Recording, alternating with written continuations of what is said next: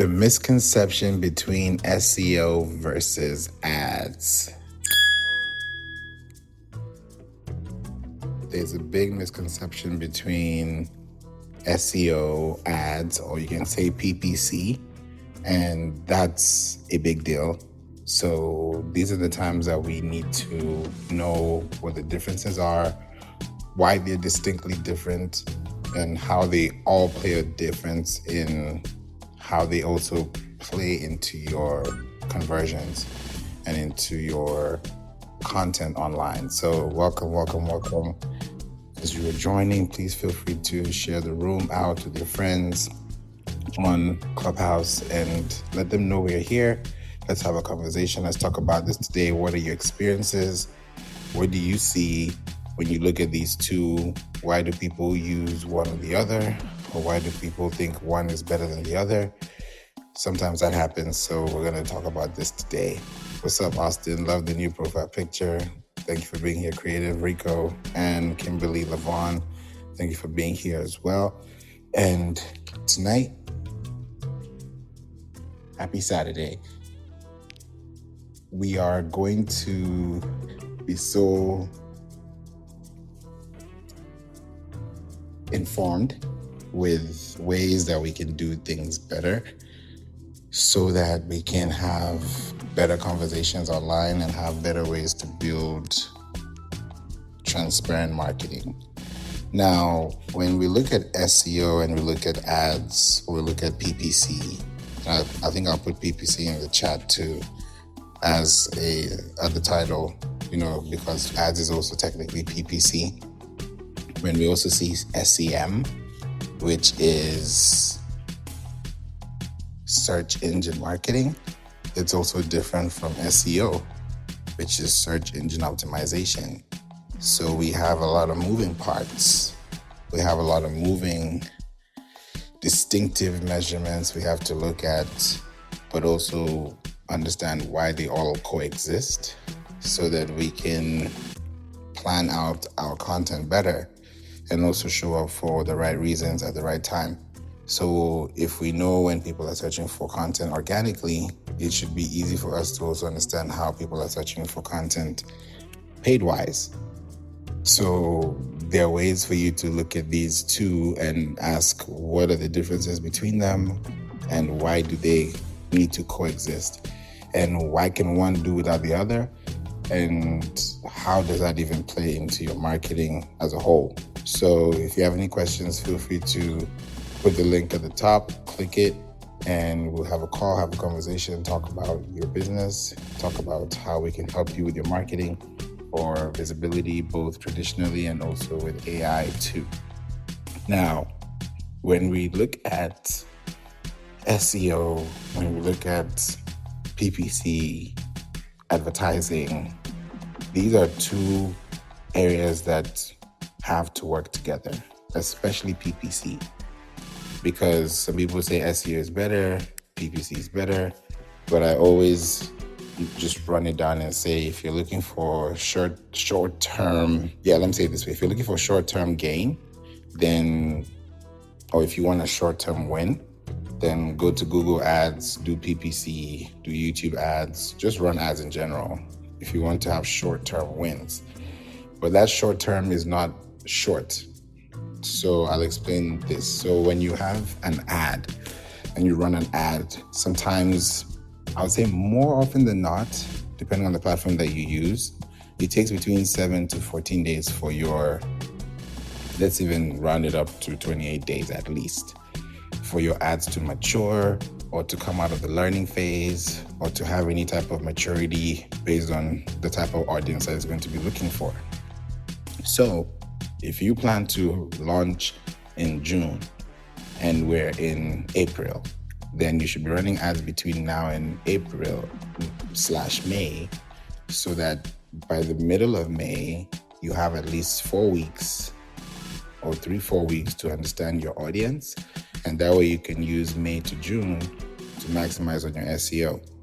So most people run ads without SEO because they're looking for keywords that have high cost, I can say appeal, or I can say low cost per click, or that have a high click-through rate or have higher bids. It could be within different ranges. And I look at it and I say, okay, if these keywords are ranking today and if they cost this much today, how much would these cost tomorrow, next week, next month? Welcome Z, welcome Janine, welcome Kimberly. When you have these keywords, what's up, Annan? When you connect the keywords and you build them consistently, your keywords become what you're paying for when it comes to ads.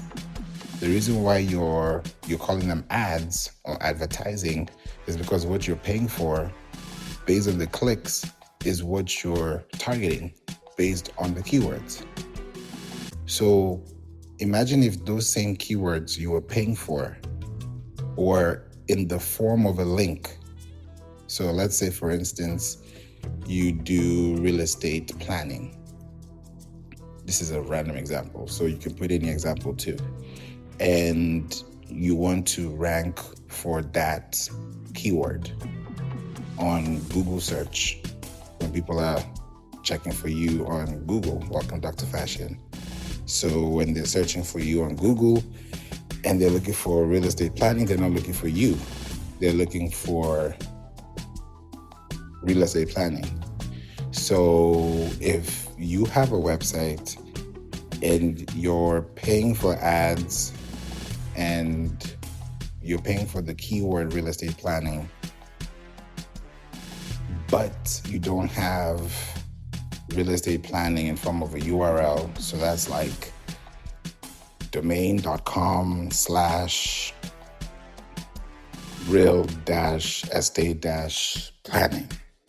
So if you have domain.com/real-estate-planning and you're ranking for a keyword that is focused on real estate planning, then when you are paying for ads, it's going to cost you less.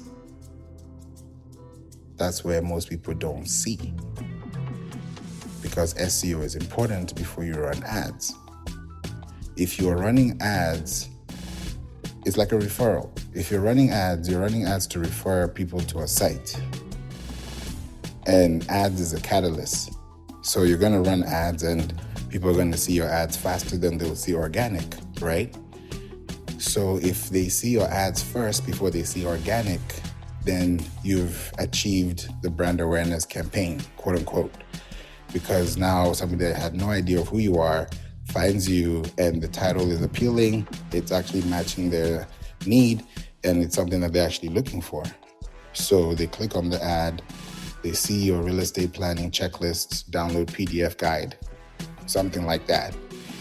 And you paid for that ad, but now they're landing on your website. But that website you've landed on is not a paid ad, it's a website, it's a domain. So somebody is on your website and that same web page that they've landed on through an ad that you've paid for is the same way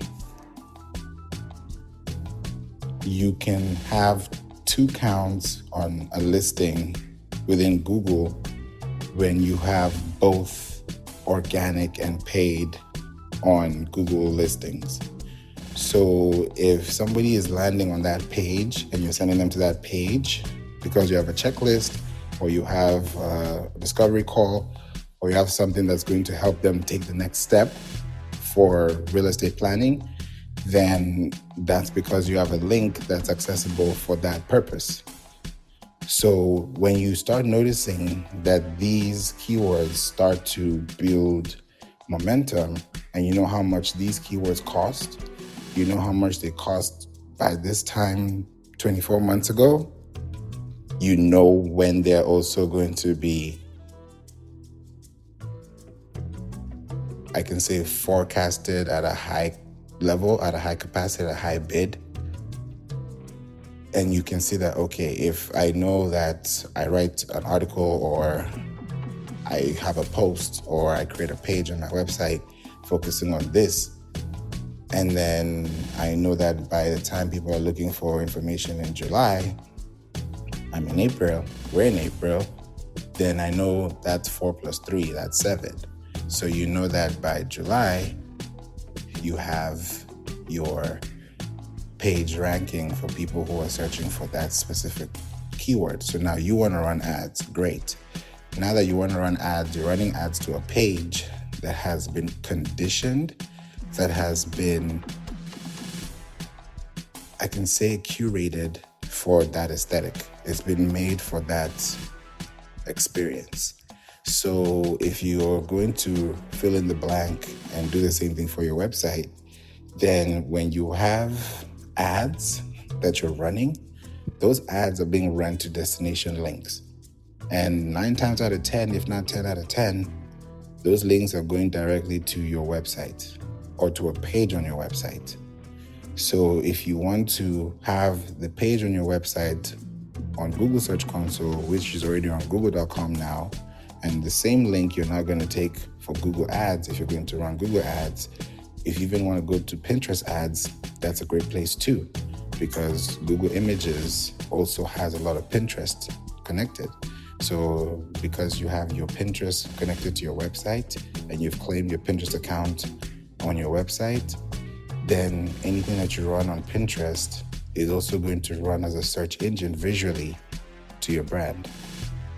So you're gaining momentum in the domain authority level, you're gaining domain authority in the page level, and also on the link level. So if you now look at SEO and ads, they're no longer SEO one side, ads one side. They have to work together. Even companies, they've been doing this for years. And I've also seen this with consultancies and agencies too. Most times these days, and I think they're starting to change now just because of how things are running, there would technically be like a marketing team or an ads team, an SEO team, there'll be a content team, there will be a team for specific things, whether it's editing, whether it's proofreading, whether it's publishing, there's going to be a department for each. So when you see SEO and ads, those are usually 2 departments because people are going to be focusing on ads, budget, bids, copy, creative, and then another one's going to be focusing on SEO. On page, technical, off page, all these things. Welcome, Luan. So all these different things are coming together and they're all creating a beautiful symphony because these 2, which are SEO and ads, are working hand in hand because now I have a page that Google can see, Google has indexed, Google understands, and Google is also suggesting. So Google is ranking my page on different search engines because I now currently have a page on Google that somebody can see for free. So when I'm running a Google ad, the same link that I can show up on Google for free for is the same way I can show up as I pay for that same link. Now, when you pay for that link, it's now going to be based on how people are searching. Their web activity, their app activity, that's how they're going to find your link because you'll be serving them based on the keywords that you've created based on your copy and also based on your targeting. So if your link is / within the gaps, then those would be the keywords that should also be within your title. That's a big pro tip. If you caught that, please listen to this and rewind if you didn't hear this part. Because when you do that, you're creating a string and you're building, I can even say you're tying a knot because you're bringing 2 worlds together and they're creating a whole new world. It's like utopia, let me say it like that. You're creating a whole new world within 2 separate worlds. So it's like a Venn diagram. And when you look at the inner circle and the one that intersects between the 2, then that intersection is where you can see a whole new affinity. Let me use that word. So if SEO is on one side, ads is on the other side, and then you put them in the middle, you have a much better output. Because with SEO and ads, it means that the keywords that you've ranked for organically are the same keywords you can pay for, and you can create those semantic keywords back to your website because you already have content that you've been creating for those keywords. So it no longer becomes strange. Welcome, Ryan and Lucian. So it no longer becomes strange. The keywords are technically, I can call them vibrations to your content. Keywords are vibrations to your content. Let me say it like that. Yeah, keywords are vibrations to your content, because when people are reading, they are reading based on what you've told them. So if you write the right thing, then they will read the right thing. So when they read it, they know that the response that you're looking for is going to be based on the clarity of the message you gave. So if it is grab your free quote, or grab coupon, or sign up today, or RSVP before midnight, whatever it is that you want to put, those are going to be emotional cadences that will allow someone to take action on. And it will start from the title. Before someone clicks on your link in the email, they would have to first click on your actual email in their inbox. So those are 2 clicks. So the goal is to look at this more intentionally and see SEO in a way that can actually grow your business exponentially when you include ads. Because when you start to use keywords within your articles, within your transcripts, right? Because your transcripts are the words that you say, and these words that you say are transcribed into text, even if you use audio or video. Welcome, Kathy. So if you're using audio or video, these transcriptions have keywords in them.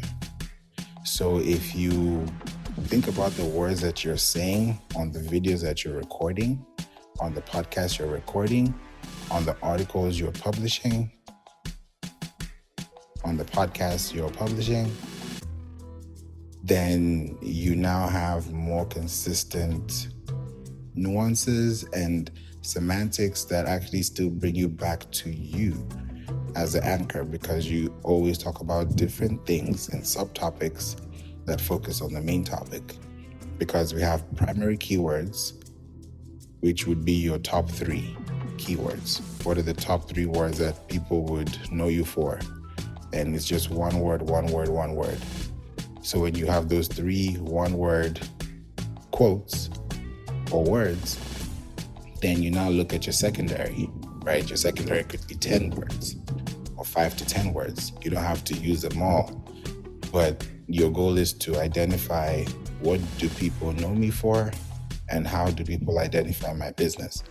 Just like with Google Business Profile, when you have a section that says services, it actually allows you to choose the different services, because you can be doing, you could have you can have a bakery store, but you sell cookies, you sell ice cream, right? You sell cake, you bake cake, you probably do catering. So there's so many levels that it's not just a bakery, right? So when you now start going deeper into what you serve, who you serve, how you serve, why you serve, then the people that you're serving will find you because you're serving them. When you think about serving, if I serve you a plate, I love to cook. So if I serve you a plate, it means that I took time to make the plate. I took time to cook the dish. I took time to prepare the meal. So if I'm going to do that, it means that I'm intentional about what I put on the plate.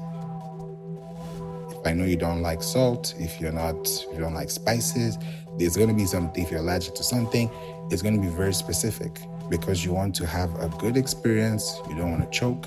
You don't want to cough. You don't want to have an uncomfortable feeling. You want to eat good food and you want to feel good while you're eating. So the last thing you want to do is have a problem with something you would have avoided because it was not addressed.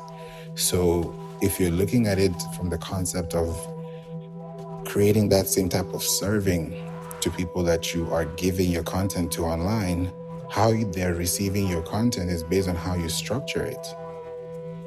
So if you have content on your website and your content has titles, then those titles are the titles people are going to get to know you for. And those are the titles people are going to understand you by. And then they'll be like, oh, thank you, Luan. Appreciate you for the coins. Appreciate you for that. When you have these specific keywords that consistently show up on your website, it's going to change everything. Next week, let me just tell y'all now, because I was planning to say this at the end, but I'll say this now. Next week, I'm going to be talking about a topic. And if you're here, please, if you're available, it will be good to be here. If you're listening to the replay, just listen to it, and I hope you're able to catch it. I'm going to be doing something called a topic on content marketing versus content signals. Content marketing versus content signals. Those are two different things. And when it comes to AI, SEO, marketing, it's a whole different thing. And there's a way you can even test it to know whether you have it or not. Like there's a whole thing going on. So I'll talk about it and you'll be able to check it out for yourself. So I'm just kind of letting you know, and we'll go deeper into it next week. So the misconception between SEO versus ads is that most people want to show up organically, quickly, and also pay for ads and convert quickly without slowly understanding your audience and slowly paying attention to their needs. First, before you provide a solution, you need to know the problem. And most times we think we know the problem because we're just advertising to everybody that thinks may have the problem, or we think may have the problem, but we don't know that. So how will you know if you've not been able to track? So I'll give you another instance, right? I'm sure you watched the movie Inception, a classic movie. So I'm just going to kind of bring you into that kind of field right now. So if you look at it like this, SEO and ads work together because within SEO, you have ads, you have analytics, and you have, I can say, attributes.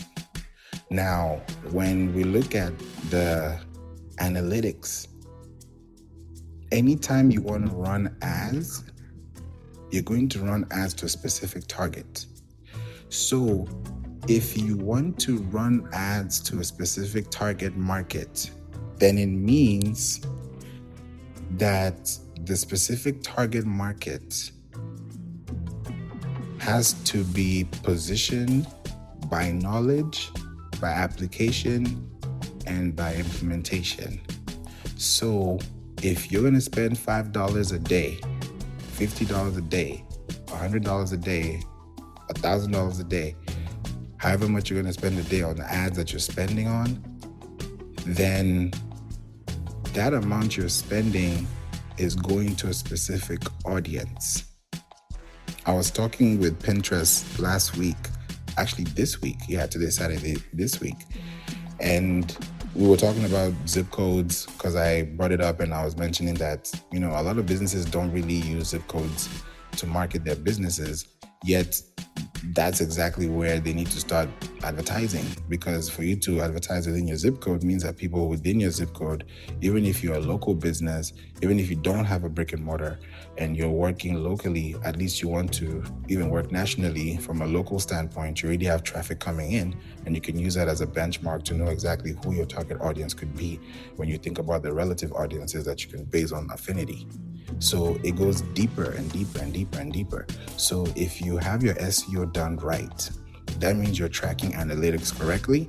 That means you know which city, which country, which state, which zip code, which region are coming to your website. Who are the people? How long are they staying?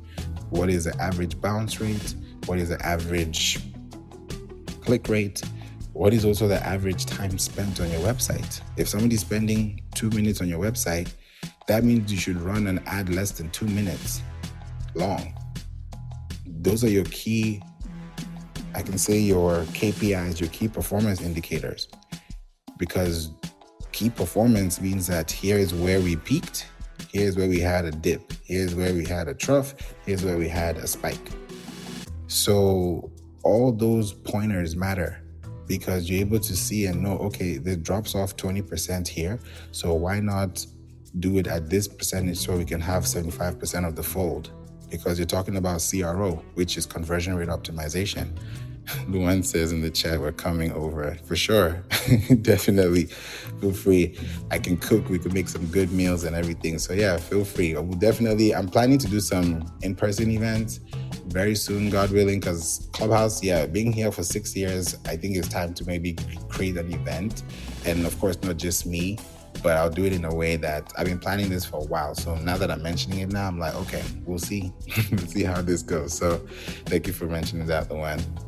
So when you have SEO keywords, advertising opportunities to build with people, then you're having ads, you create ads. And now that you know that, okay, these are the top 10 zip codes that are ranking and for the last 30 days, then these last 30 days have 10 zip codes. So within these 10 zip codes, it might be 1 million people. It might be 5 million people. It might be 200,000 people. We don't know. So once we're able to look at those numbers, and then we now run ads and test for those 28 days I mentioned early today or tonight, then you'll be able to know, okay, out of these top 10, who are the top 3? So before you're even getting to month 3, you've trimmed the fat so much, you've been able to really understand and know your audience to the point where you're spending as low as 2 cents per click. I see that on Pinterest. You can be at bounce rate of 2% on a website. I've seen that with clients. So these are things I've seen. And I'm like, oh, wow, okay, it's possible. But it didn't happen just like that. Things had to be created so that we can maintain and sustain that kind of quality. So these are the things that I wanted to talk about today. So if you have a question, please put it in the chat and we'll love to hear from you as well. So thank you so much for being here. Appreciate you, Mohammed, for being here too. I see you behind the wall. Thanks for being here. Aja, thanks for being here too. And Dev. Creative, we'd love to hear from you. Good evening. What are your questions? If you have a contribution, we'd love to hear from you. The floor is yours.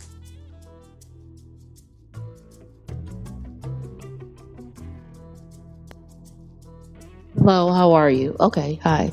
So I've been here a few times and I just had a few questions and then I'll mute back out. I was cleaning and doing some stuff around the house, but I was writing because I was listening.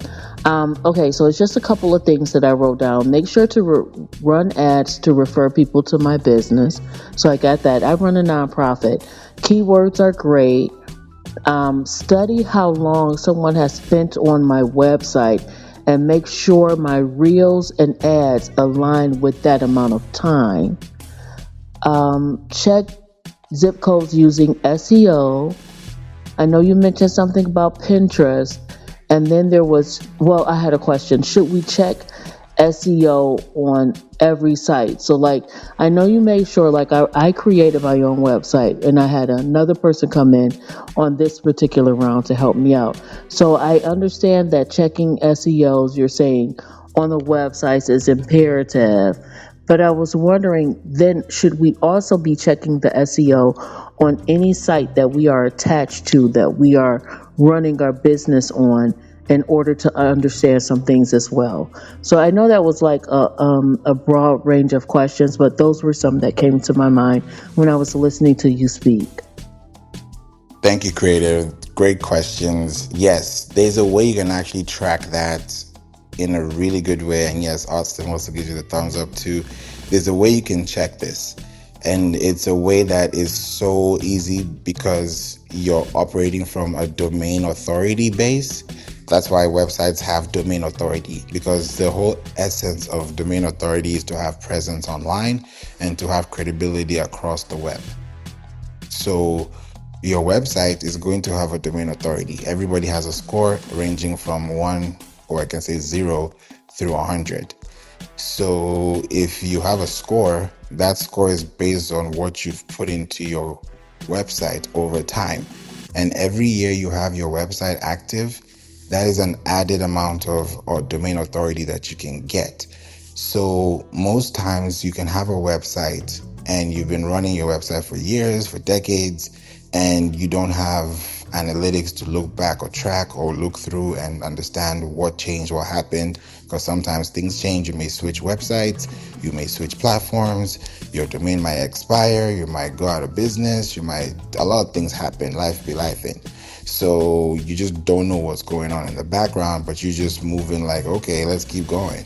So if you now really look at the underlying factor and ask, okay, what's really happening and what's really the goal? How are we able to do this and do it correctly? Is by looking at platforms like Google Search Console. And Google Search Console is free. You can Google Search Console, and once you set it up on your website, it's free. You have access to that, and that's the beginning of you to start having trackable links, because on the left side of the dashboard, there's a section that says links. And that section under links literally tells you everything. If you got cited by a magazine, if somebody featured you on a podcast and they cited your podcast title, or if somebody wrote an article and that article was featured with your domain there, it's going to be tagged. So everything that your domain under the sun or under the web is operating on, that section on the left is where you're going to see everything. And when you see everything like that, you'll be like, okay, I can see I'm being pinged on Pinterest, or I'm on Facebook. Okay, I have a link on Forbes, or I have a link on this site, or Medium, or LinkedIn. You'll be able to see all those things because you went to LinkedIn, you put your link on LinkedIn, and you now published an article on LinkedIn, and now LinkedIn is showing up on your Google Search Console. It wasn't a surprise. It's because you put your link there. And then if somebody links you, then you can also do that. Another way is you can do Google Alert. You can Google Alerts. So you can actually also get alerts if somebody wants to cite your name, or if you want to be able to track those things, it's available. So that's how companies, businesses, brands are able to know, okay, we got cited on a magazine, or we got cited on this or that, because every time there's an article flying here or there. So how do you track that? How do you keep up? So if you're able to track and store, you're good. So I wanted to know if that helped you creative with the question.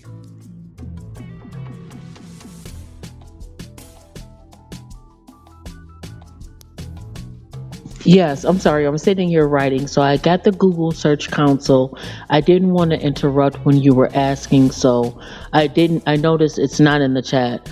So I was just keeping track of, well, it says Google Search Console is to track my links and look under the links to see if and then I kind of start looking through, and then I wrote down Google Alerts for my site. So I'm just really, I love learning. So it's just my juju.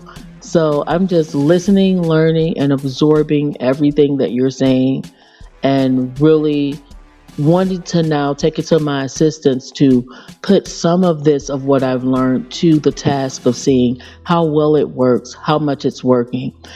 Owning your own business, I cannot do everything. I can't. And I started in 2020, and I tried again. Then I created my own website. I worked my ass off. I tried to learn as much as I could. I jumped into Clubhouse. I was so grateful to in the very beginning, because I figured I could learn more. I took a hiatus, which was well needed. And so I'm thankful to be back now, just to understand some things that I can now share with my assistants and with my staff that I just did not know, or collectively we didn't know, because there are so many things that needs to be known. when operating your own business and your own organization. So I'm just listening, taking it all in. And again, Favour, thank you for the class, the space, because I don't know how many marketing geniuses are out here, but I'm not one. And I run a business. I'm an author, so I want to begin to market on that business. I'm also an abstract artist. These are things I do all outside of everything that I do with my NPO. And all of the information that you provide, Flavor, allows me to attach that to each of those businesses because, again, one is LLC, one is an NPO. There's so many different things, but knowing what you're teaching now allows me to gravitate that information to each particular website and then just learn how to navigate and grow from there. So I'm forever listening. I'm just here to listen. If there's any questions that I have, I never interrupt, so I'm not coming off of my mic interrupting people. I just don't feel like that's just professional on any level, or it's so disrespectful. But I always listen, and thank you for asking me if I had any questions. But I'm listening now, learning, writing everything down, just so I can really make sure that we're all following this. And so the next time I come in the marketing club, I can say, Flavor, I did everything you were saying, and this is how it's worked out for me on my business end. So again, thank you guys thank you for everything, Flavor. Thank you. You're welcome, Creative. Since we're speaking of about ads, I was like, I'm going to ask you one more question because you have an MPO. Have you heard of Google Ads grants? Yes, we have. And I think this is a safe space. I don't think like it's that many people in here. So it is. In last year, I attempted suicide, and that was because I think I was so overwhelmed with not understanding everything. As I reflect on that now after not dying, as to what at the height of being at so great at what I was doing, that I was so just down and was like, you know what, I can go now, it doesn't even matter, I've done all that I could do. But I think it was just learning to understand. So there's some things I'm still understanding and gravitating back into inside of this region. So I hope I answered that. My mind is not the same since everything has happened, but I try to write everything and just stay in accords of trying to get back on track to where I need to be. You are welcome and you are special. You are doing great things and you have a great future. It's something that to me is really deep because like I said, it's a safe space and I've seen it in ways that has actually, it's changed a lot for people. There's someone I know who I've known for about almost 20 years now, and I eventually got to speak with her on her birthday, and then she told me that she lost her dad and she lost her sister to suicide. And that thing hit me off. I was confused. And I was like, what? And so when you mentioned this, I was like, God has a reason why you are here and you have a long life ahead of you. And there's so much hope. There's so much future. There's so much goodness. And it's like when we look at the negative films, this is what I always tell myself, negative films create great memories. And you have to go through those negative films to have a great picture. And I think it's because I have created pictures. I remember back when I was in, college, when I was doing my undergrad in communications and media, and I'll be taking photos and would go to the photo room and literally put our photos on the clothesline or on the hanging line so that it can dry in the room, and then we'll come back so that we can see how the negative films develop. And it was like, wow, just seeing that evolve, taking pictures and seeing it from your mind, and then it comes to you. It's so beautiful. So me looking back then, and I'm like, yeah, it makes sense because we go through negative things, but we were made to live. And it's like when we think about God made us through dust, which is just dust, that we look at dust, that we can kick dust, but we are 8.2 billion people in the world.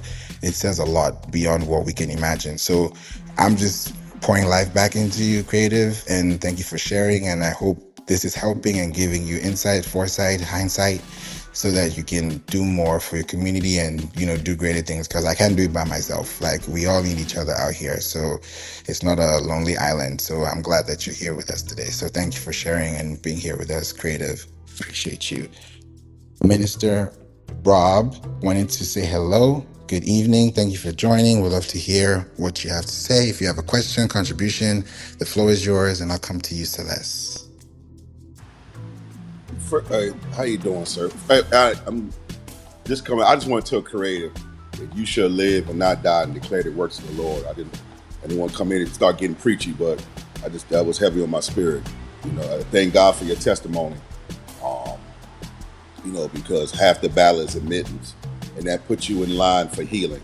So I'm gonna get off my preaching box for a second. Favour, thank you for this room, sir. I'm what you call an old head SEO guy from back in the early 2000s. So I'm like grandpa, what I'm saying, for SEO. How much is a consultation with you one-on-one, Favour? Well, I need my fee first, but then you can. No, I'm playing. All right. Sorry, go ahead, Favour. I had to joke a little. I love it. Thank you so much for joining, man. It's always a pleasure connecting with SEO OGs. It's always dope, always an honor. Appreciate you for sharing and being with us here today in the room. Yes, so for consultation, we have different options and different packages, and based on what we do, because there are two different sides we can work through, either through consultation or through implementation. And that has two different sets. So for consultation, it ranges from $1,000 a month to $5,000 a month. And depending on what we have, there's 1,000, there's 3,000, there's 5,000 a month. And those three options are based on what you need, based on what you're looking at, out of the timeline that you have requested it, so that we're able to look into your research, competitive analysis, look at your website, your portfolio, look at your content signals, look at your content marketing workflows, and all the digital infrastructure in between. And then if it's not there, then I always opt in for the implementation. If you don't have a team, if you do, then we can consult with your team, or we can do it for you as a team. So either way it goes, we can definitely make that happen. The link is available at the top, but I'll put the direct link to my calendar so we can talk about it extensively and have 30 minutes to talk about it through Zoom. Okay, I appreciate it. Thank you, sir. You're welcome. You're welcome. Thank you so much for sharing and being here today. Celeste, what's your thoughts about the topic? Because I saw this and I was like, yeah, people are talking about SEO and ads, and they're kind of like separating them instead of bridging them together. So what are you seeing in your world? And let people know about you too. Okay, so first of all, I am having have you ever had a day you just want to tuck in your pocket because it's just so great? I'm having one of those kind of days. So I'm happy to be here. Thank you, Favour, for inviting me to the room. It is like a sunny Saturday here in Portland, Oregon, and I'm in the backyard with my child. My other child is in Milwaukee, so that's why I was late. I was watching her basketball game, which they just won. Okay, that's all. Okay, so back to the topic. Hold on. Sorry. Yes, y'all, my baby's a superstar. I just love it. Yay, thank you. Okay, sorry, I just had to have a little mom moment. Okay, SEO versus ads. Ooh, this is a juicy one because me and my friend Dante, which he's still on the app, but we used to argue, fight like cats and dogs about this. I'm always like, oh, organic SEO is better than ads. And he's like, no, ads are better than SEO. And I think that now at my big old age, this is subjective because you know what? I have been having an issue where I am in what I rank for. Because if you don't know me, my claim to fame on how I scaled my business to 6 figures is all about organic SEO, meaning keywords and putting them in places and getting good content out there, good backlinks, and then voila, you rank on Google. That's how I literally 10x my business. But there's something that happens sometimes where people will pay to outrank you. That's the ad space. I think the biggest misconception is that you have to do one or the other. I think it's kind of like ebb and flow, because the reality is, if you don't work on your SEO, then you're going to stay in this funnel of always paying for marketing. And that's what you don't want to do. So, just my word of advice is, you can do one or the other. But if you're doing ads, especially, you always want to be working on your organic SEO. That's where my friend Favour comes in. If you're lost and you need help, because I don't really take clients to help with SEO. Sorry, y'all.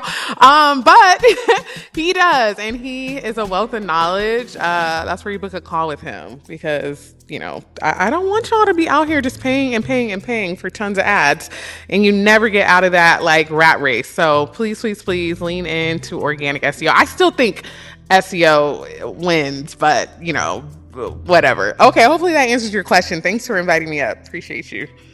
You're welcome, Celeste. I think SEO wins too, because a lot of companies, businesses, hey Pierre, a lot of businesses, companies, corporations, for-profits, non-profits, they spend a lot of money on ads every month. They actually have a budget for ads.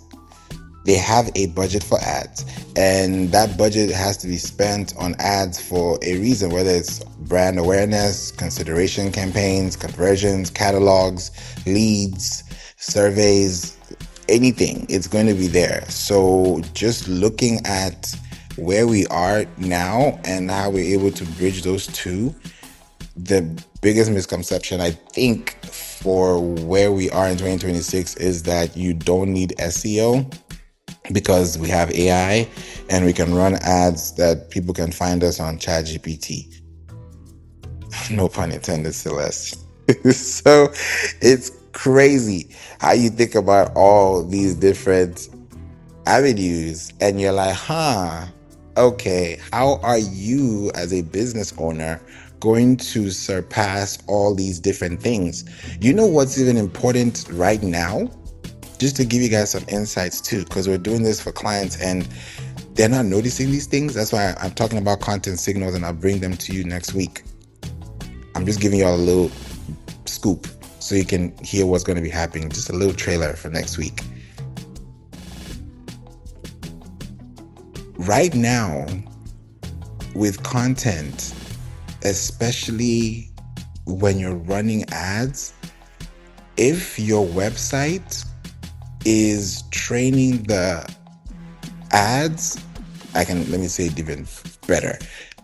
If your website is training AI large language models and you're explicitly allowing them, or by default allowing them to train their data with your content, and you're not getting compensated for that, that's going to be permanently on the AI servers. And that's what people don't get. So when you talk about content signals and SEO and searching, who is the best coffee maker in town? Or where can I get the best sushi in town? Whatever it is that you're looking for is going to be coming from those results that are keyed into those databases that we're talking about.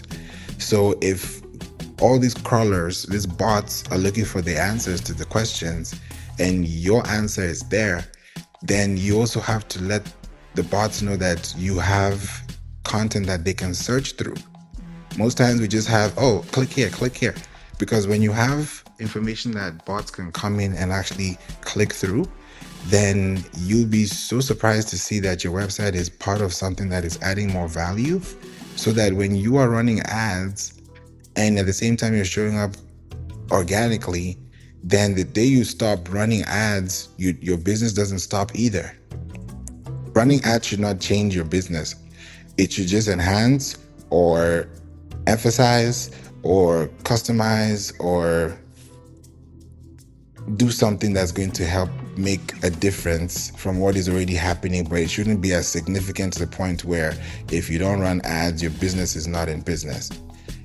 Because most people run ads to run their business. So it's very important to look at these things. Pierre, we'd love to hear your thoughts on this too, especially when you look at analytics. Welcome to the room. Hey, Favor. Good good evening, everybody. Favor's right. Ads and SEO, they're definitely they basically have always been sort of a complementary strategy at some level. The ads got misinterpreted along the way. Most people tend to think that as long as I run an ad, that my customers will see it, and that's it. They think in terms of like being on a newspaper, and that's kind of not how a digital ad is supposed to work. It really is supposed to complement your presence online, and it's supposed to be targeted. That's why you see ads settings that can be set up for, let's say, like for Facebook ads, you can set up an ad to run in a certain market, maybe in a region, so many miles away out in a ring around Chicago or Philadelphia or any particular region that you picked. Um, the other thing is that for search, traditionally ads were used as a way to complement a keyword. So the idea was is that if you are trying to position your business around apple cobblers, for example, or peach cobblers, and you're kind of weak on the SEO, or you're still kind of building an audience, the ads were a certain way of drawing people who search for that term, and then your ad would show up either like towards the top, it used to be towards the top and towards the side. Um, it's changed around a little bit, but generally the biggest thing you want to do with an ad campaign, I think, if you're a small business, is really think about what is it that you're augmenting in terms of presence. And it can help you for a lot of things. You can run it for maybe a particular type of product or service you're offering, maybe for a particular region that you're trying to get to. Another idea is if you're running it for an event, and that's actually a really good way of doing it, because then you're thinking about the time that you start your campaign to where it should end, which would be the event that you're hosting or attending or presenting your business. But Favor is absolutely right. No matter how you slice it, all these things were augment, and it's not really supposed to be the main. It shouldn't be the main way you do your business in a way, because it's supposed to augment your reach and exposure. So, Favor, I hope that helps out. It does. Thank you, Pierre. Yes, it's supposed to augment, I can say, your reality, like you said, because what you're currently seeing is consistent feedback loops of data points that people are coming to you for based on pages that you wrote. And if you've been able to write articles on your website and they're being indexed correctly, they're being served, they're being fetched, they're being crawled, they're being seen, they're being clicked on, then eventually all your links will be seen. And that way, if you realize, okay, let's say you want to run ads. How do you know you want to run ads? You want to run ads because you want to run the top performing ads. The reason why you want to run ads for your products is because if you have 10 products, you may have 3 that are doing so well that you're going to run ads for 3 products instead of 10. So if you want to translate that same analogy to your website on how you can actually analyze that, then if you have 10 blogs on your website that you've published that you've seen, and let's say in the next 30 days from now, 90 days from now, because the lifespan of a blog is 24 months. So you have about 24 months to cross through a lot of different changes based on the urgency, based on the semantics, and also based on the relevance of the search term that you've filtered based on the keywords that you've used for the context of your article. So if your article is helping people solve a problem or giving them a commercial difference between this or that, or alternatives to this or that, it's different. Like we have a client who they focus on being the alternative to AAA because they also have towing trucks, because they want to also serve people that live in Georgia. So when you now have that specific type of targeting, you now know, okay, we're not focusing on anywhere else but here. So that starts to play a big role into how you even start to run ads. So when you start running ads, before you even run ads, you have the articles, you write them, and you're able to now know, okay, before we even run any type of ads, these articles that we're writing, how many articles can we write that we can be able to measure over time? Because if you write 2, 3, 4 articles, that's cool, but you need more than that to have a better base. It's like titration. Imagine going to a lab and you're trying to let me just give you an example. Last week I did some perfume making. I learned how to make perfume, which is really, really cool. So when you're picking up the doses and you're actually like taking different sizes, those sizes matter based on the base, the middle, the top. How do you base those different things? Because when you spray perfume, there's a way it smells on you for 24 hours, there's a way it smells 48 hours based on how you've been able to put those bases. So I learned so much. I was like, oh, this is really, really cool. So I even created a fragrance, and I was like, this is exciting.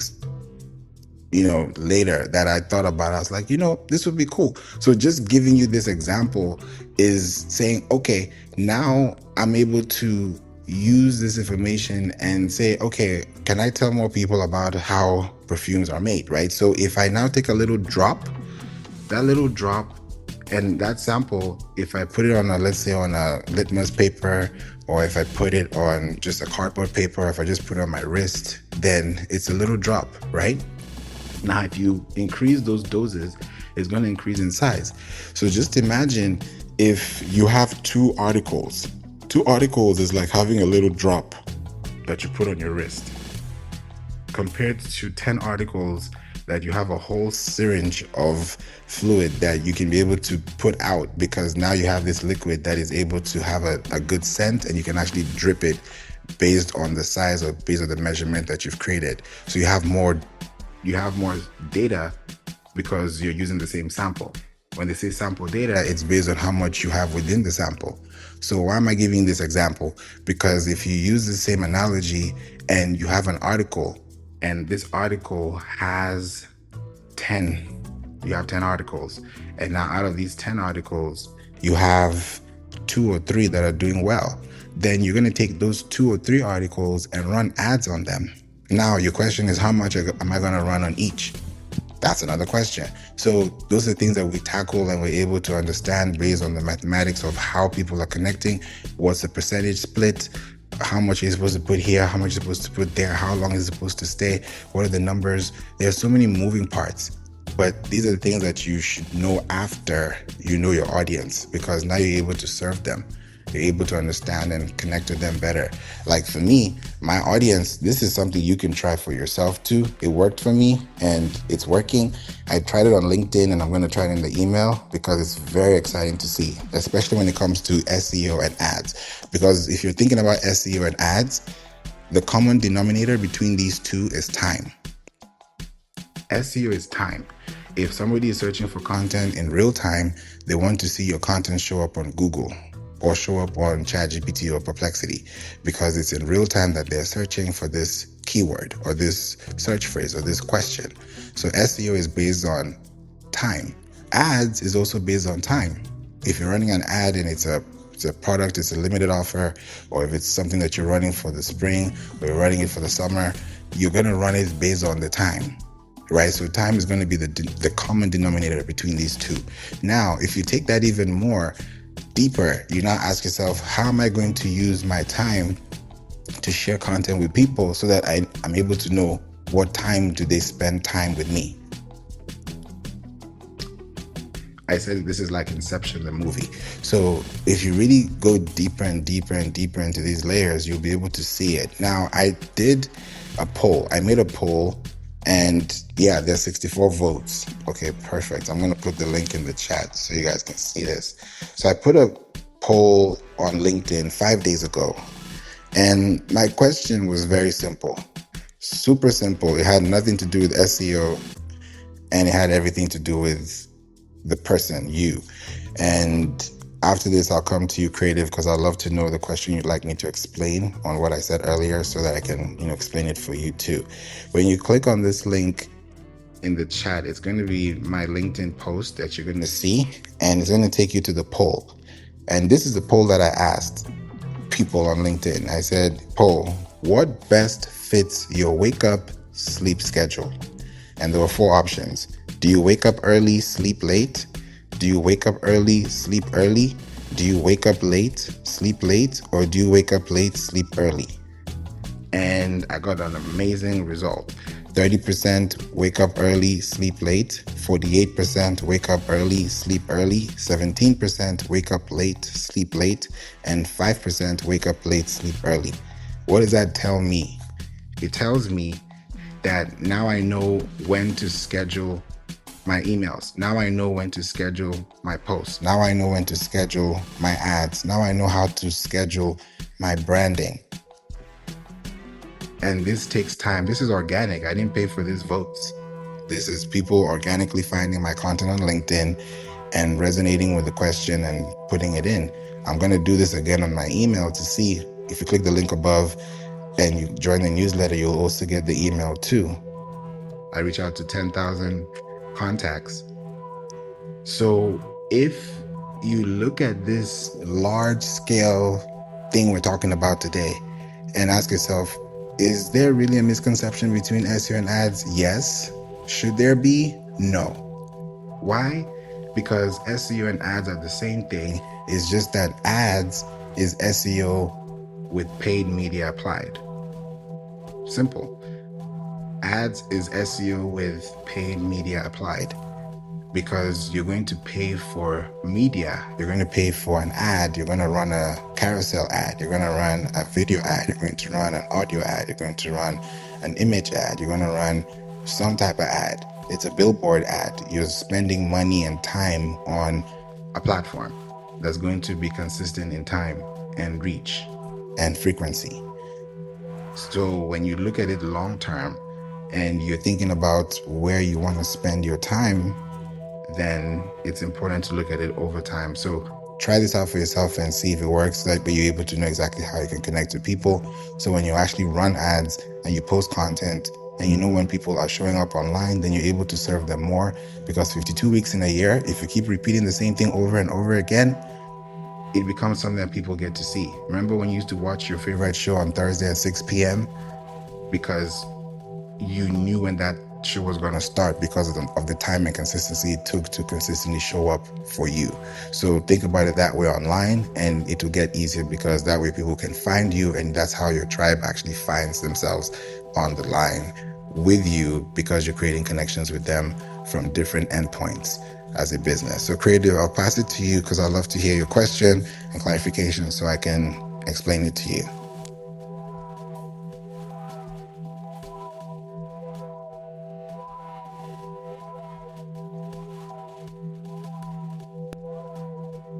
I responded in the back chat. So, not in the back chat, in whatever it is where you chat, whatever.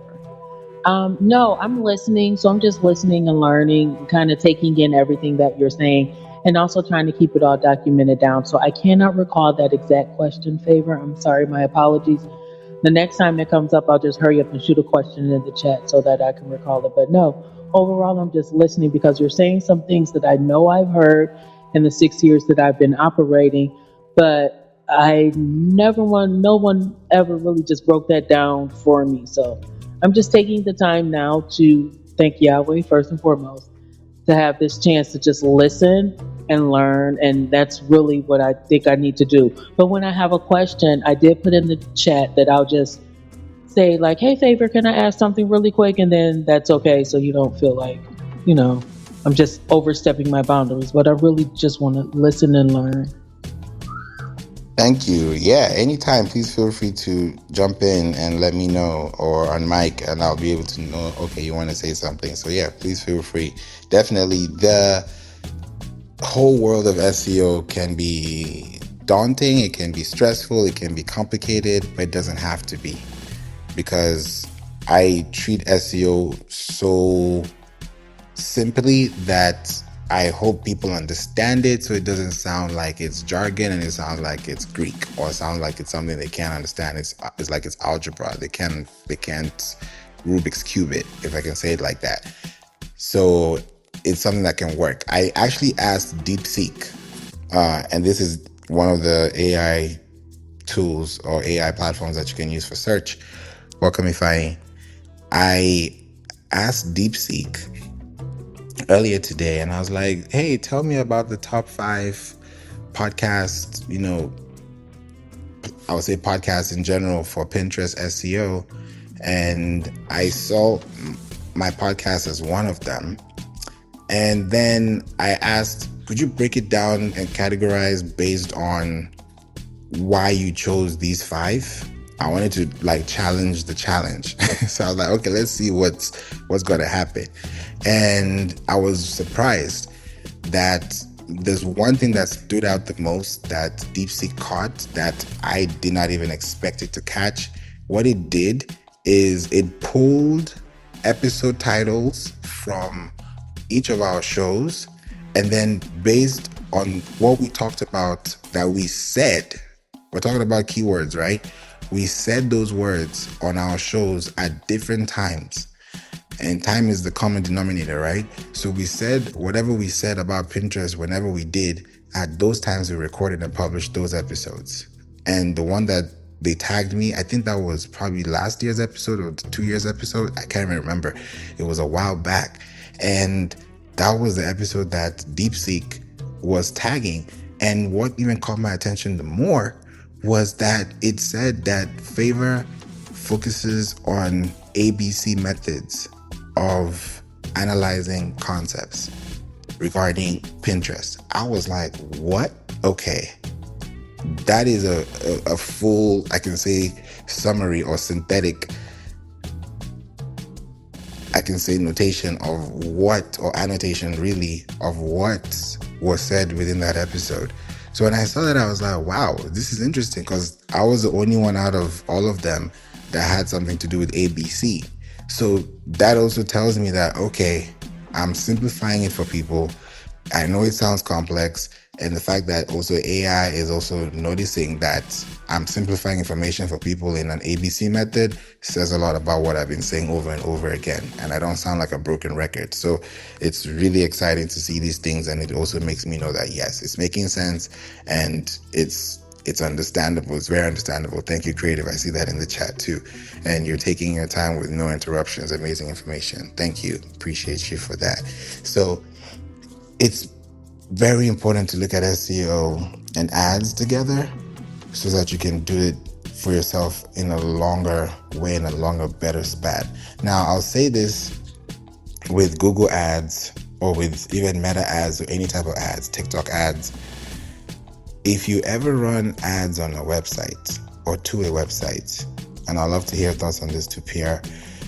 When you run ads on a website, ensure that before you publish any advertisement on your website or even to your website from any platform that you're running ads on, your pixels need to be installed and your tags need to be configured. Let's talk about that, Pierre.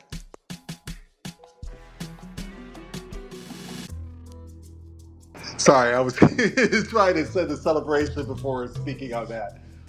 You're absolutely right about pixels and particularly about tags. I need to explain for those of you, you've seen tags before, but you just never knew that they were called tags. Tags are an extension on the URL that is inserted into your ad, basically. So for example, let's say that you had, I'm gonna say Creative. So let's say that Creative on her website, it's like, I don't have your profile up, but let's just say creative.com, okay? And maybe you have a particular page in which you want people from your ad to go to. That's typical. If the page could be like a very simple offering that matches up to the ad, you can do that. But most times people do a landing page. And then the next piece of the URL is an extension. That's called a tag. So you usually see something like creative.com / let's say that you're doing like baked goods. Let's say that you're doing cobbler. So let's say it's your cobbler page. Then you have a / and then you have what's called a question mark, UTM equals, and then like there's different words that follow that basically. And the words would be something along the lines of source. I'm doing this off the top of my source is equal to some description, and then an ampersand, and then you would have I can't think of the other phrase that's in there, but there's a couple of phrases that deals with like that you would enter for your tag, and every it's called a UTM tag. It's UTM stands for Urchin, which was the original company that built Google Analytics before Google bought it to become Google Analytics. So they kept the UTU part of that. T is for tag, and then M is for management.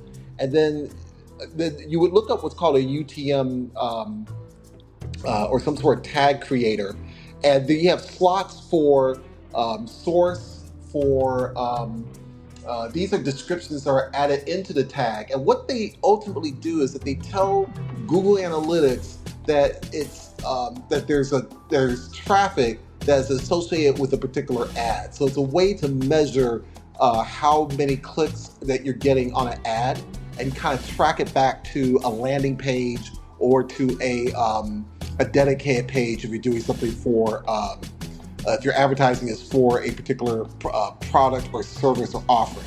But the key to this is that you need to, so you create these tags, and when you do the tag creator, all you're doing is filling out like what the source is, what the particular names are, and then the creator creates the entire URL for you, and then you insert that into your for your ad. Now, one quick asterisk I'm going to put to this: there are URL shorteners that you can use for this, and in past history, people have kind of taken this particular step and also have done it for adding links or tags to social media. So that's kind of how, I think, to some earlier comments that Favour has made, it's sort of how the social ads had sort of taken off, but also people started to do social postings when they couldn't quite afford an ad campaign. Not saying it's not necessarily wrong, but at the same time, it kind of was sort of it's kind of like hot wiring a car, but you're stealing your own car, so to speak. But what you want to do is there's a lot you can do a UTM tag manager. There's also a way to concatenate the tags in an Excel sheet and keep track of each. This is kind of old school, but it's a way that campaigns used to keep track of their UTM tags for different campaigns. So there are a couple ways you can do it, so it's not just exclusive to the tag manager. But the point of it is that you use that just to have some sort of label that will show up in your analytics when your campaigns are running. And for you, that makes it easier to understand a little bit more about your tag traffic, getting a sense if it's effective and how consistent it is. So that's the shorthand for that. So I'll stop here and see if anybody's got questions or anything they want me to elaborate on. Thank you for bringing that up, Pierre. And there's a website I always love to go to. I'll put it in the chat for y'all to also check out. And if you're listening to this, you can type it down too. I'll put it in the chat. It's called utmbuilder.net. utmbuilder.net. You can check that website and it will take you to where you can build the sources, and it will help you with all the information you need. I love to give information. I don't know. I feel like it's always a candy store, because I know the more you give, the more you receive, and the more you give willingly, the more you receive in abundance. And it's because you're sharing information that people can use and one day they can apply. And that way, you know that there's a resource available, because who would have thought that you would look for something and you find something like that? Even if you Google it, you won't know which one to use or why this is different from the other.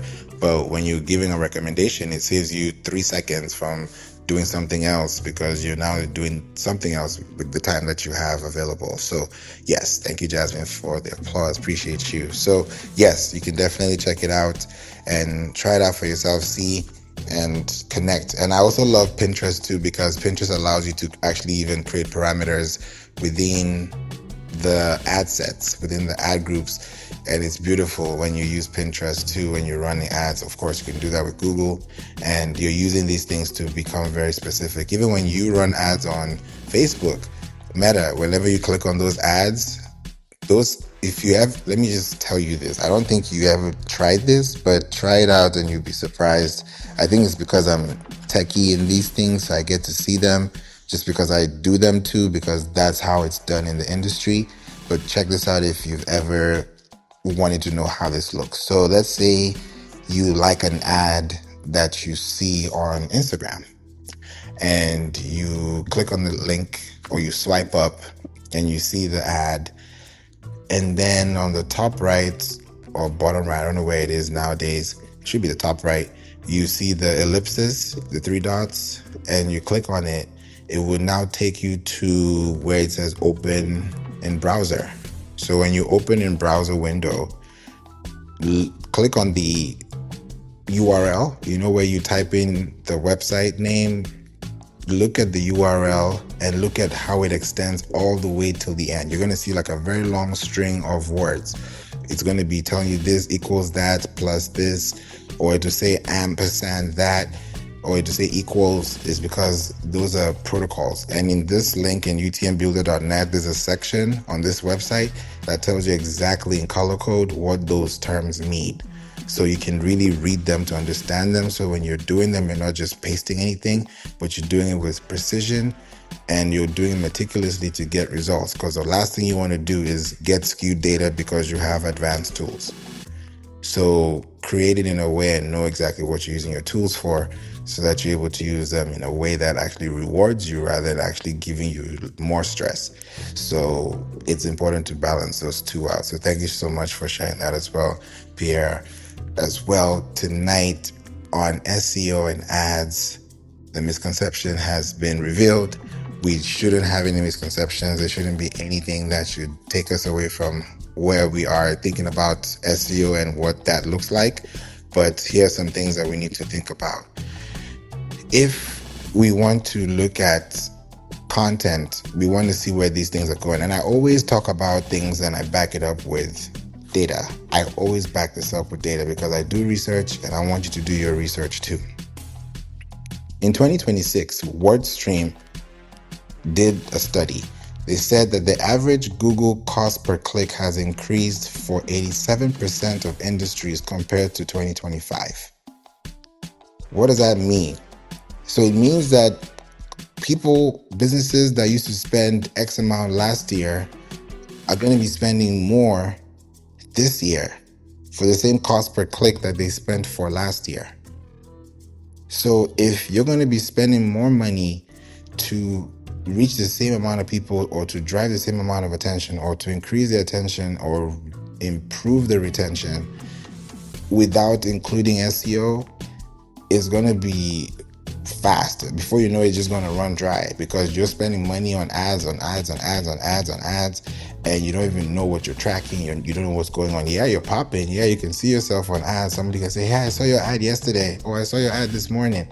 Okay, but if you're not tracking it, if you don't know what's going on, if you don't even know what's happening, and then when you stop running ads, you're like, oh yeah, I ran ads and nothing worked. Of course nothing worked because nothing happened. Nothing was created, nothing was planned. You created the ad, but the ad was running, but it was running to who? We don't know. If it was running to people that you knew, can you track and say, these people came in through this time, they entered this page, they left that page. This is the pages per session. Did they use a Chrome device? Did they use an Apple? Did they use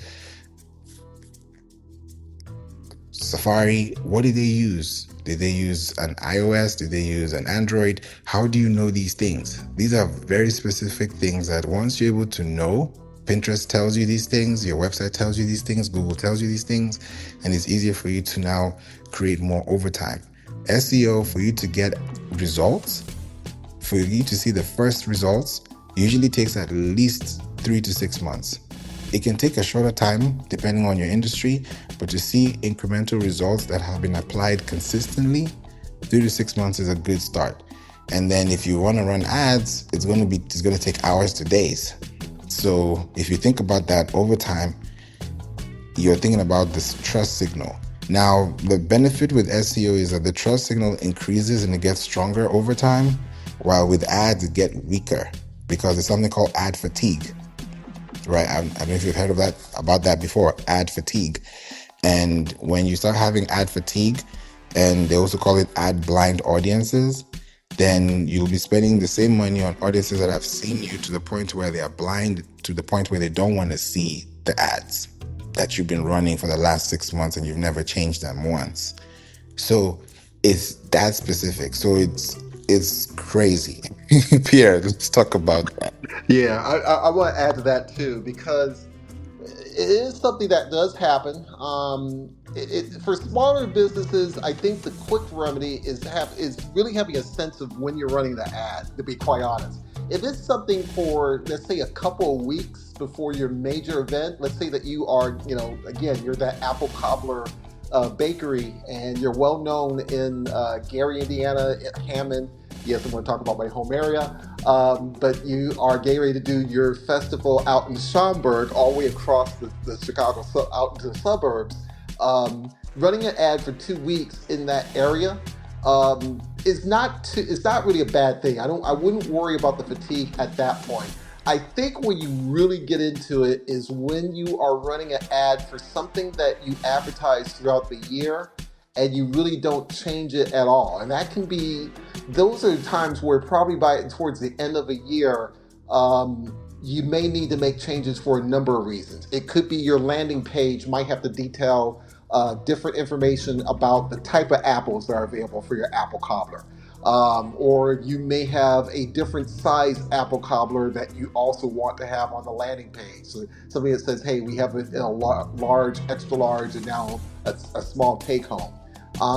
Those sort of things can come up. Those can be reasons. But ad fatigue mostly is when people have seen that ad so many times that it's not going to really entice people as much. And you'll see that probably with some decrease towards the later end of a campaign. But I would say worry about that for the ads that you run through the year over something that might be an event that you might advertise for a couple of weeks. Even with that, even a couple of weeks, something can happen, but it's unlikely. And a lot of times people discover things a little bit late. So if you run the ad, let's say in Facebook, some of your customers who are like me, a little bit on the older side of things, they may not necessarily see that ad until like maybe a day or two before the event. And that's just what happens with people. So that's just my 2 cents on it. But Favour is right. You do need to worry about that over time if you're running a campaign with a long time interval between start and finish. I'll land there. Thank you, Pierre. Yeah, that is so true. You got me thinking about even the CPC, the cost per click, because when you start noticing you have ad fatigue is when the cost per click also starts to increase. And you wonder, okay, the last 3 months it was at $1. Why is it at $2? Why is it at $4? So you're like, okay, I'm kind of churning out more dollars to get the same attention. And there are people who have run ads like me that are talking about the same thing, and now they're making more retention or creating more attention because of how they've been able to position themselves at a fresher rate. So yeah, definitely there's a huge change when you look at those different modules too. And even one misconception that I see and hear a lot about SEO versus ads is that you can replace SEO entirely with paid ads. That's something I hear. That's something I get to see around, and I'm like, okay, well, to each his own. But if you really think about SEO, even when you're running ads, you're doing SEO. The file name of your image is SEO. The title of your ad campaign is SEO. The colors, the image text, the overlays, the hex codes, it's SEO. Or rather CRO, conversion rate optimization. So you're still doing SEO within your ads, but you're focusing on the structure, because SEO is structure. SEO is structure. Sometimes we say, oh, have you done your SEO? It's kind of like saying, have you brushed your teeth? Have you combed your hair? Have you had breakfast? It's like, what? If you really think about that analogy, I love to be very simplistic so you can hear what I'm saying and just match it up and say, okay, that I now get what that means. Because SEO is something that's supposed to be done with intention. These are the things you take your time to do. These are things that you have to pay attention to. These are things that you cater to. So if you're doing the same thing for your content, how people are going to see you is how you want to be seen. Dress how you want to be addressed. And that way people can connect with you based on how you show up for yourself. If you don't take yourself seriously, no one's going to take you seriously, because you didn't take it seriously first. So why would somebody else will before you? So when you look at the long-term effect of these things, you need both SEO and paid ads, right? Because paid visibility is rented. It's not owned. If you're on the Times Square billboard and you're showing up on the screens, that's great. It's possible. There are ways to get there. That's amazing. But that paid visibility is rented. It's not owned. So you're paying for that ad, you're paying for that space to be on TikTok ads or Facebook ads or Google ads or YouTube ads. But people actually skip YouTube ads to watch you organically. That's why people pay YouTube TV to bypass the ads so that they can watch your organic content without interruptions. Do you see where I'm going with this? So if you look at it long term, you ask yourself, what are people paying for? People pay for Spotify Premium because they want to skip ads. So it's the same thing. If you look at this long term, thank you, Jasmine. When you look at this long term, your creativity is going to be long-term based because you've been able to build a trust signal. And how do you know you're building trust signal? Because every time you publish content on your website, you're creating a signal that the algorithm knows that you have a new article on your sitemap. So imagine you're doing it consistently. They're like, wow, this person keeps giving content, keeps submitting pages, because Google has an infinite amount of pages that they can get. So you're just adding pages on your site because you have content that you can give Google based on what you offer and provide as a business. So that's important to think about. Another misconception is that SEO is free traffic. SEO is not free.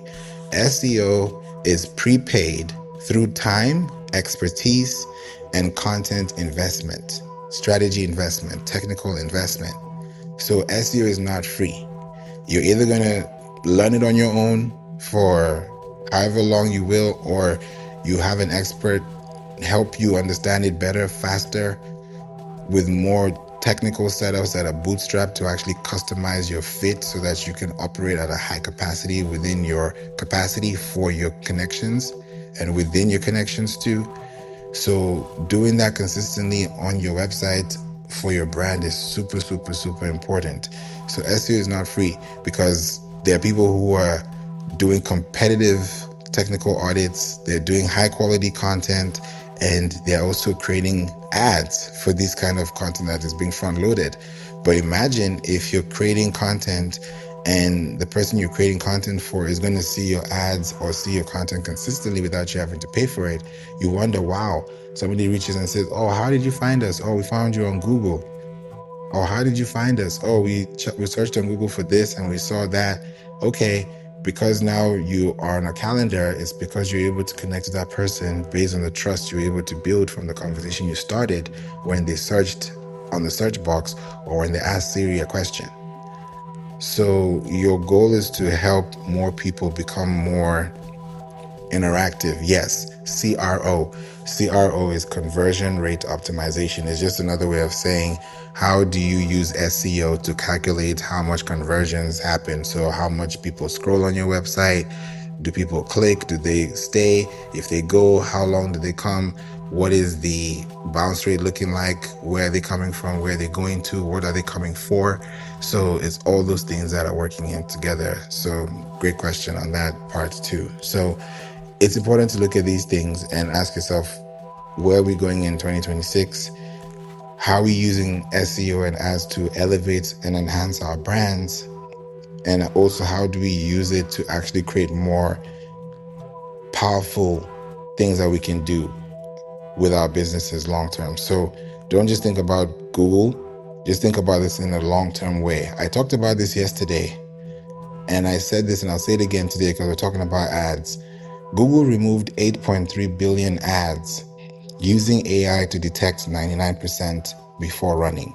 So if Google is using AI to detect content that is being ran for AI basis or from AI and is being flagged, just tell me what's going to happen. Now, the demand for human interaction is going to be high because everyone can create AI content. So what makes yours different from mine?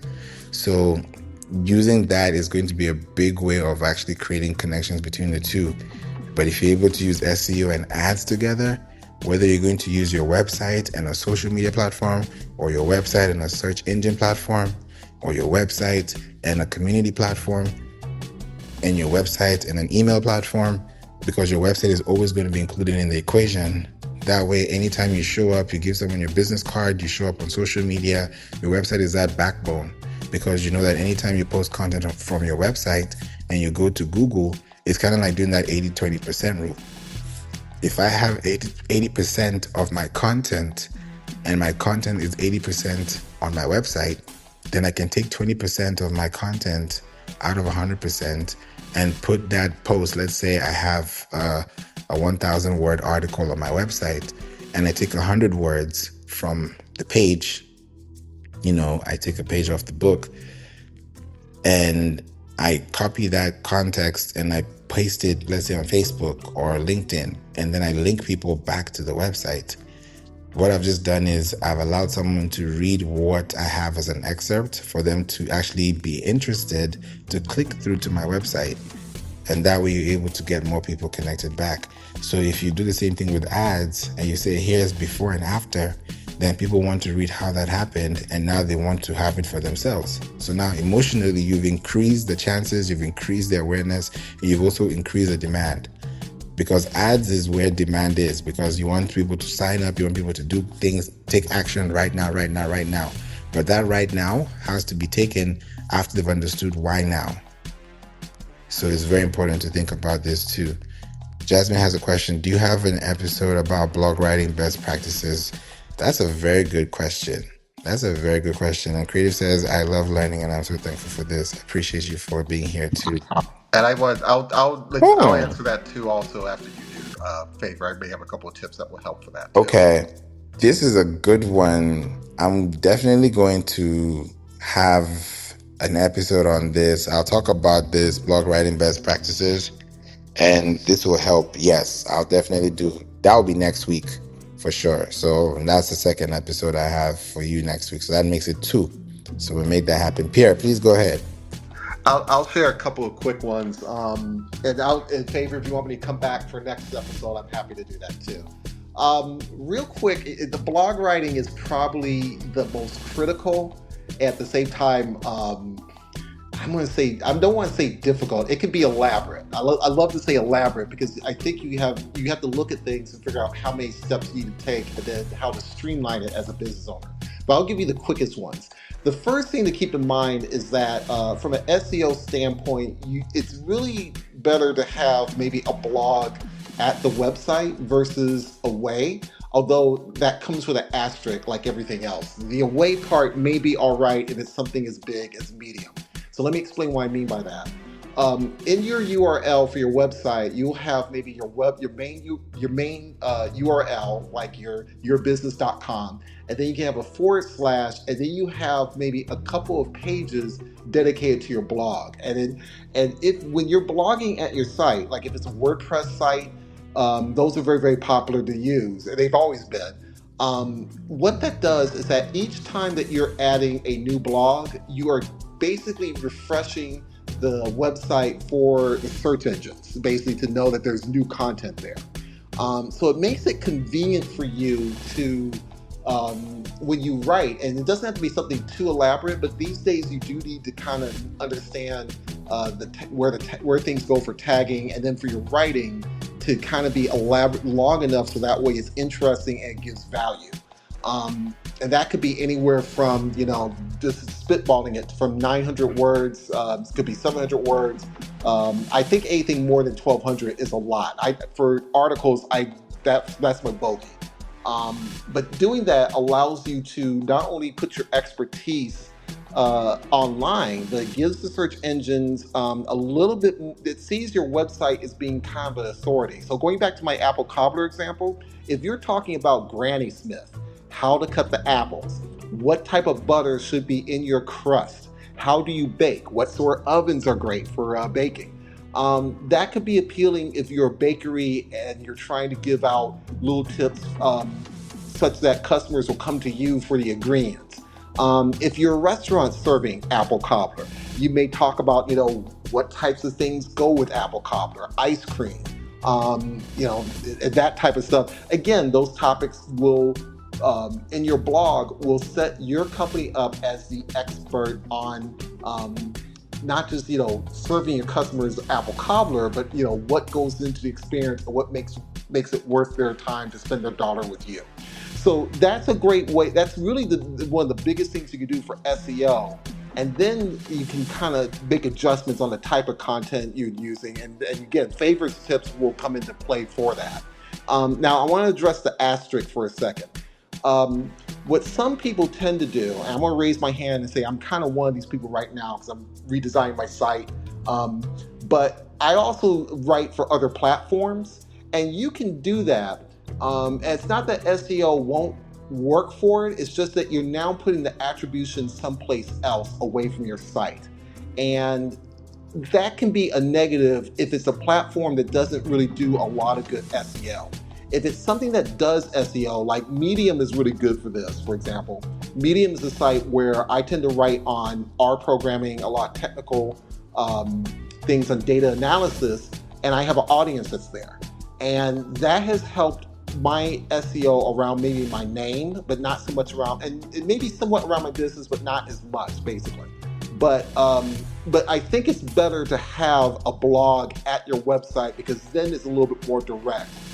That asterisk about going to someplace else, you can do it if it's something that has, like, again, Medium does a really good job on their SEO, but if it's something like, and I'm trying to think of a really good one. It could be another community where they're very inconsistent, or maybe they don't have a lot of their settings to allow search engines to query on their pages. Those sort of things, it's almost like you're wasting some energy on them a little bit, basically. So I say this, primary thing, if you could do it at your blog. Secondary, this is the second asterisk. Maybe a YouTube video would be helpful, but I would say even better, do YouTube and maybe embed a YouTube with an article description for you within your blog. But doing those things for your blog will help you for the long run. I think from an organization standpoint, it's easier.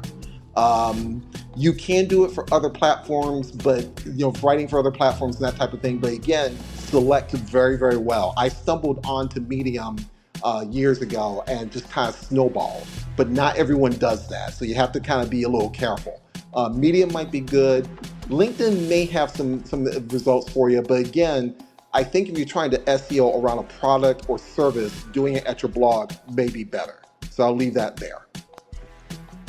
Thank you so much, Pierre. Yes, there's so much to add to your website and create as value content, especially when you're creating content for the visibility purposes of people finding you consistently.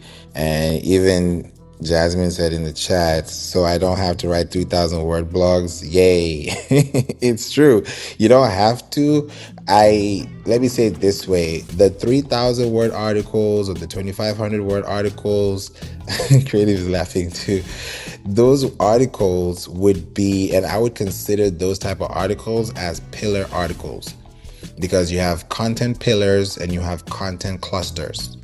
And we'll talk about that in the room when we talk about blog best practices. So when we look at the clusters, we look at the pillars.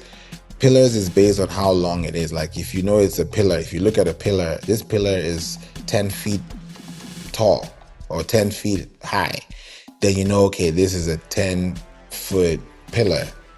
So that means if it's for every feet or for every foot of that, let's say of that 10 levels you got to reach to the top, each of them, let's say is, let's call it 1,000 words. Now 1,000 words times 10 is 10,000 words. So you have 10 articles that are 1,000 words each. And now because you have those 10 articles, your pillar is strong online. And that means when you create clusters and branches that talk about, we talked about this, okay, here are best practices for this, or alternatives to this, or comparisons to this, or suggestions for this. When you have those different variations or FAQs for those things, then those pillars is where people go back to. And that's where you're able to create them consistently. So yeah, you don't have to write 3,000 word articles every time. Some articles could be 500 words, 250 words. as long as it's making sense. And then to even make it more engaging, to have GIFs, people can put GIFs there, because GIFs consider themselves as video content, because GIFs are moving in motion graphics. And GIFs are in MP4. So when you look at the video codec of content online, if it's an MP4, it's considered as video in code mode. So it's going to be looked as a video and not as an image. So just make note of that. So when you have an article, and you have an article with GIFs, you have an article with an embedded YouTube video, then that video is now coming from youtube.com, but someone's watching it on your website.com. So you can have 250 words, maybe with FAQs, with buttons, with GIFs, but now people can actually interact with that page because it's consumable, it's clickable, it's findable, it's accessible, and it's very friendly, because you can either watch, you can read, you can listen if you have a podcast, or you can look at the infographic there too. So yes, definitely, that's one way you can definitely do it. So we'll cover those things too. Yes, Pierre. I want to add one quick one too, also too. You're absolutely right, Favour. Setting up the pillars is important. It should also help guide you on topics as well too. It should never feel like you need to write a 3,000 word essay. Let's get real for a moment. You are, going back to the apple cobbler. I know I'm making some people hungry and thinking about dessert right now, but it really needs to kind of be sort of like Jenga pieces, layered discussions or topics. This is where you can use a little bit of AI as sort of a brainstorming. When I write, I actually use Claude projects.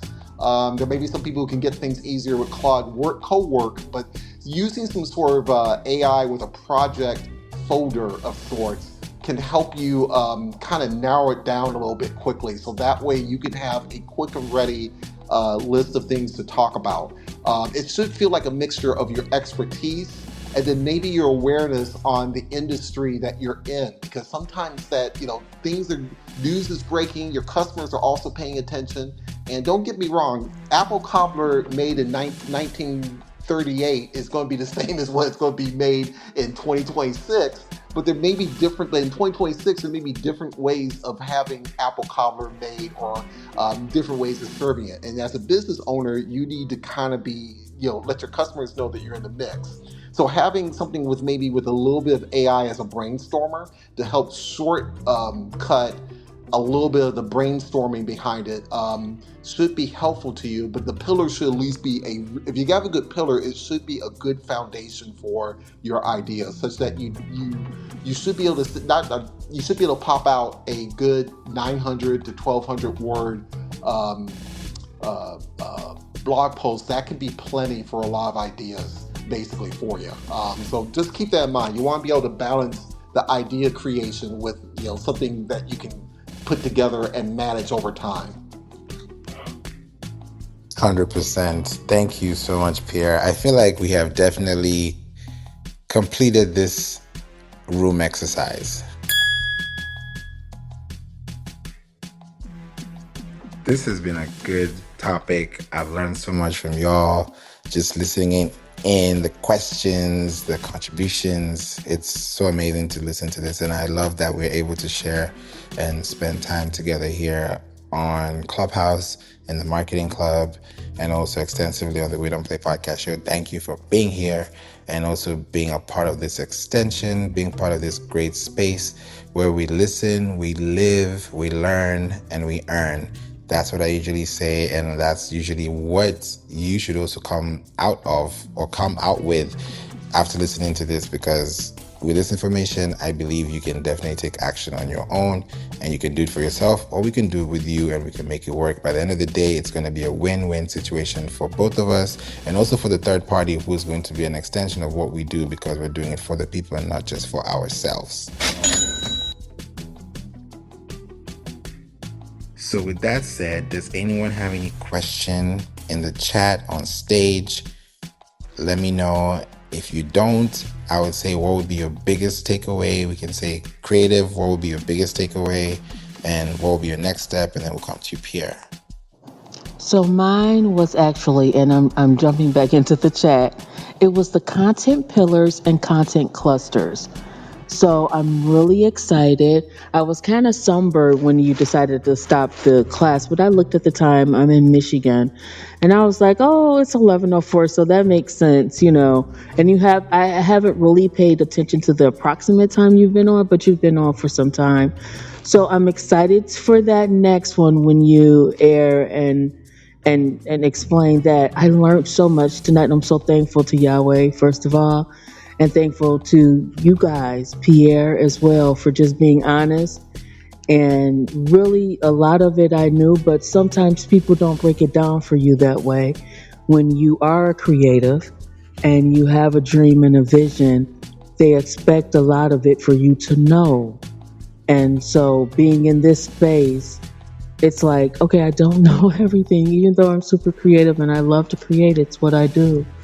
I don't know all of the SEO. I don't know all of the other things that were shared tonight.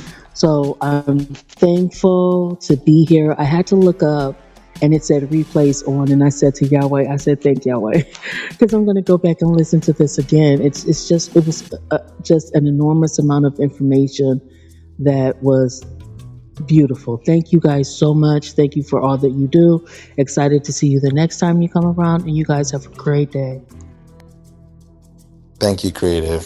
Appreciate you, and thank you for being here with us today. It's amazing, and I always come here and I'm sharing time and value and quality time with you guys because you just never know when someone needs this information, and you can always come back and listen to it. I also get pings, alerts on my Clubhouse that there are replays that people go back to from 2022, 2021. I'm like, wow, it's amazing to see this thing. So yes, please dive in, get your feet wet, understand these things. If you get stuck, if you need help, reach out to me. Connect with me on LinkedIn, connect with me here on Clubhouse. The links are available on my profile if you click on my face, or if you just want to connect with me directly, the link is available above, and you can get the emails that I send out. I'm sending out an email tonight so that I can be able to let people know about all the things that we've been working on throughout this month so far, because we're literally in the middle of the month. So I want to catch people up to speed as well. So yes, it's exciting, and connecting with a lot of people globally is a blessing, and just helping different people in different parts of the world. It's just immense. Sometimes I'm like, how is this happening? And I always tell people I've traveled to more countries than I've visited, and I've visited a lot of countries. So it's just amazing to see where we can take our voices and how we can sonically create expressions that allow impressions to last, and also have lasting impressions that can actually outlast our time. So thank you for being here. Thank you so much, Creative, for all that you do, and also sharing your nuggets with us. Thank you so much for the applause. Jasmine, appreciate you. Pierre, one big takeaway, and also let people know your next step. I think the one big takeaway is there's a lot of good tips tonight. The biggest thing, and this is I've been emphasizing it this year, is really just sit down and let yourself organize it as best as possible. There are a lot of great tips and a lot of great avenues of getting the word across about what you do online, but have some faith and do not feel overwhelmed. A lot of this is just basically taking some steps to focus on what is your product and service, and then from there figuring out not just because we used to focus on keywords, but now it's on phrases around those things. What is it that customers are looking for? Why would they want that product?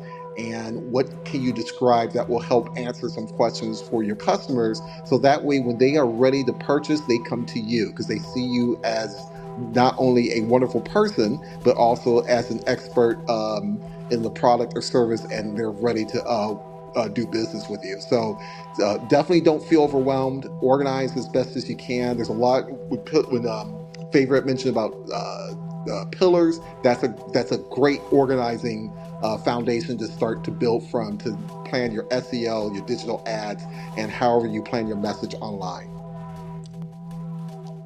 Thank you, Pierre. Thank you so much for being here. It's a pleasure, and I'm glad we also got to meet in person too. We've met twice in person, so I'm so glad that you're here with us today in the room, sharing this amazing nuggets with us on Clubhouse this night. So I really appreciate you guys. I'm in Houston, Texas, Central Time, so yes, it's 10:09 p.m. So I'm like, you know what? It's a Saturday. I want y'all to enjoy yourselves, enjoy your evenings, and I don't want to take too much of your time either because I respect your time too.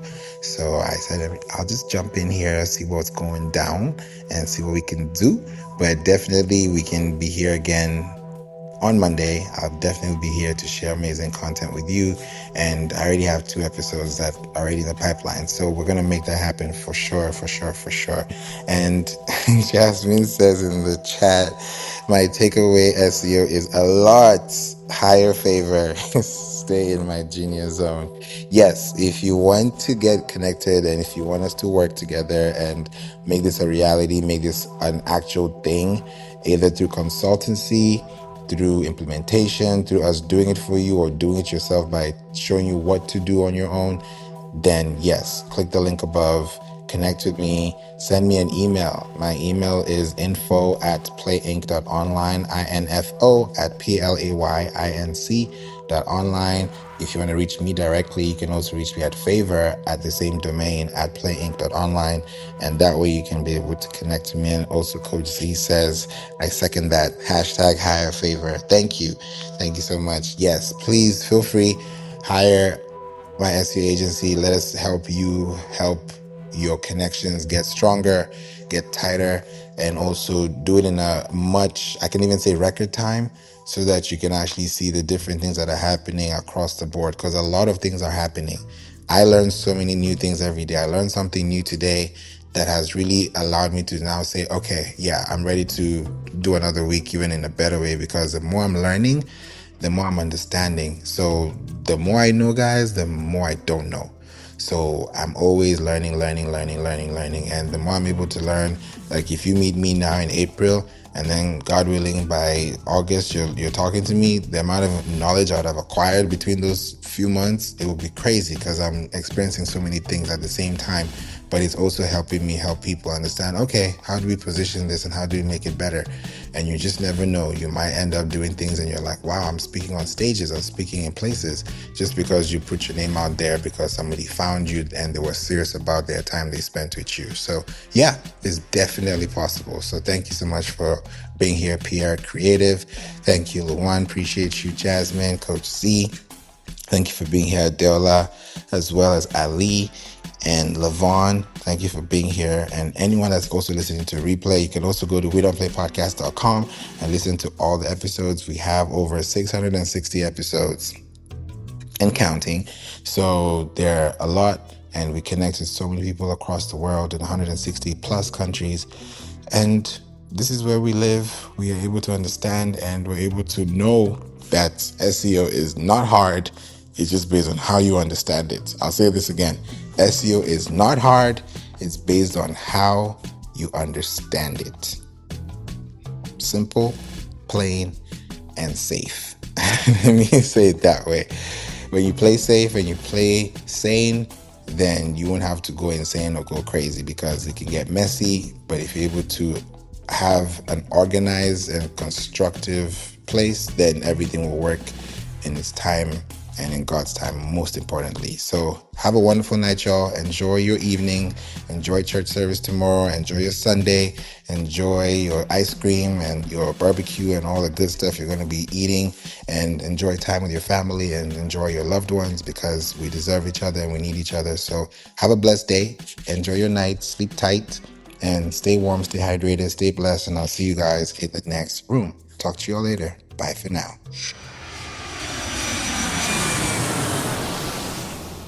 Welcome to season 13, where you listen, you live, you learn, and you earn. A lot of information is always given on this show. So, we're in the 13th season. God has brought us so far, and I just want to thank God for the opportunity to connect with you today on such quiet, calm space. like this. So thank you for listening. Know that Jesus loves you, and know that you can always connect with me on the We Don't Play Podcast show. More specifically, go to wedon'tplaypodcast.com, or you can go to playinc.online. That is PLAYINC.online, and get in touch with me. Let's get on a call. Let's talk. Let's focus on SEO for 2026 and beyond. So until we meet in the next episode, God bless you. Jesus loves you. Stay hydrated, stay safe, and stay blessed, and stay tuned. Bye for now.